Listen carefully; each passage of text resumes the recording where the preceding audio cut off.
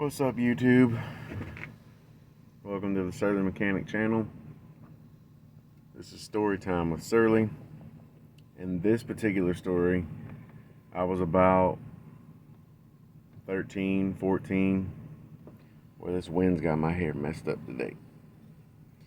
I was about 13 or 14, and we had planned a motorcycle camping trip up in Tennessee. I don't have specifics. I want to say it was not far from Tellico Plains. And maybe, no, I had to have been 15. Yeah, I was 15. Because the F-150 that I own now was my dad and stepmother's that they had recently just bought at the time. Like, it was brand new.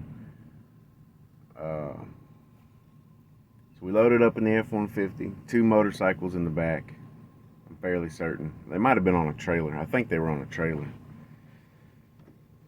Me, my stepmom, my brother Matthew, and my dad. And then following behind was my dad's buddy Worm.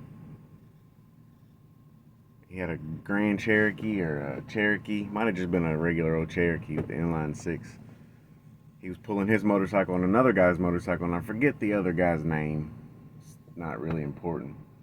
Except for the fact that on the way there, you know, as an adult, you're responsible for strapping your own bike.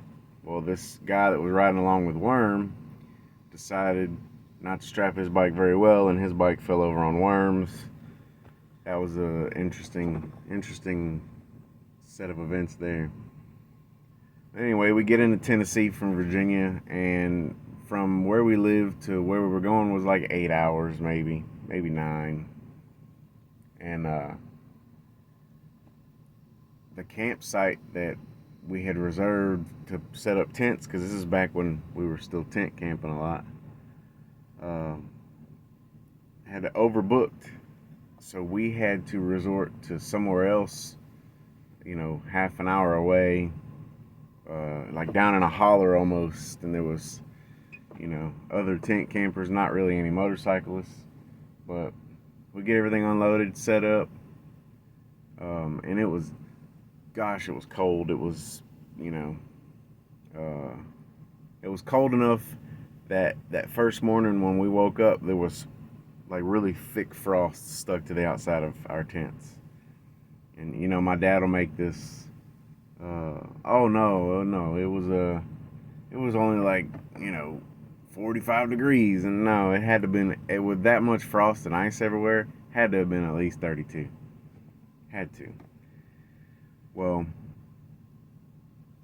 I don't remember if Worm had set an alarm or forgot he had an alarm set on his laptop. And the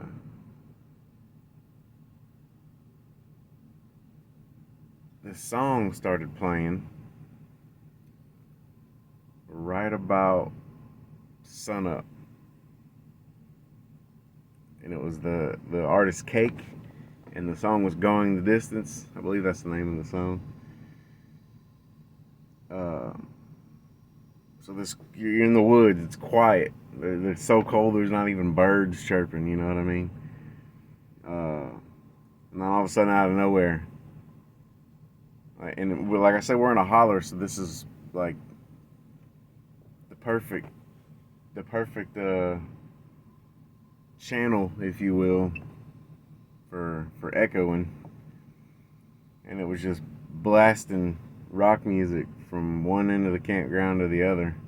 And it was set up pretty high. And in older laptops, I'm not sure how it was set up, but it wasn't like he could just flip the screen real fast and turn it off. He was sitting there fumbling with it, trying to get it to turn down. And I'm not sure if my father remembers this particular. He might remember the part where we were camping in the cold, because he don't sleep in tents very often anymore. And it's just one of those awesome experiences. Similar, I guess, I can tell this story too. We're talking about camping in inclement weather.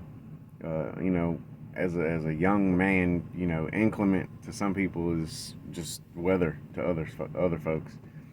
But I remember we went to a BMW rally in 1997 in St. Augustine, Florida, right about the time, and I've said this before, my dad was like, it wasn't a hurricane, it was just a bad rainstorm. I'm fairly certain, if I look it up, it was like a Category 1 hurricane that came through the area as we were pulling into northern Florida.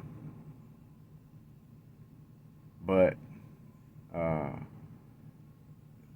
we left with the time we were living in Charleston, South Carolina, and I was, you know, too young to ride a motorcycle myself, so I was on my dad's bike with him, all our camping gear and everything strapped everywhere. And then my brother Matthew was on my dad's friend, he's 2.5, 3 years younger than I am.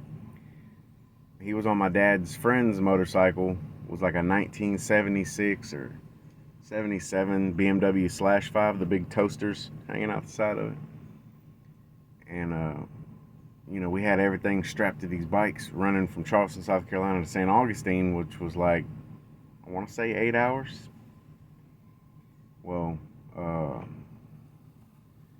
we get there because we had left later in the afternoon, and we get there right at like 11:30, and the wind's whipping everywhere, and it's not quite raining yet, but about the time we pull into the campground and set our tents up, the bottom just drops out of it.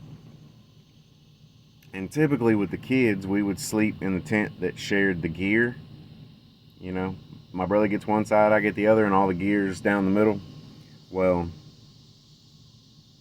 it started raining so hard that it ripped the top of the gear tent open, which where we were sleeping in, and we ended up having to go over into the tent where my dad was at. And, you know, because I don't know if it was they had separate tents or a big giant tent, a bigger tent. But we ended up all huddled up in this tent waiting for the storm to pass. And that's experiences like that, I think, you know, you know, I'm almost 40 years old, and even my dad now will be like, oh, that's character building moments. Like sometimes, yeah, it is character building moments, and other times it's like, I can't believe you had your kids out and stuff like that.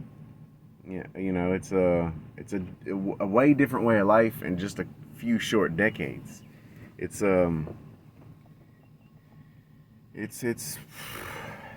interesting to say the least. Now, there's nothing wrong with roughing it, and there's nothing wrong with having your kids experience camping in the cold, camping in the inclement weather, rain, etc. But I don't know that all kids could handle that. And it's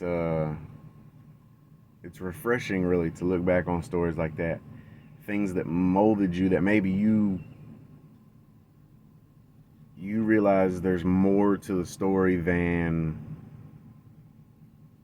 what your perception was, and you see things differently because of your perception that somebody else might have forgotten about that particular instance.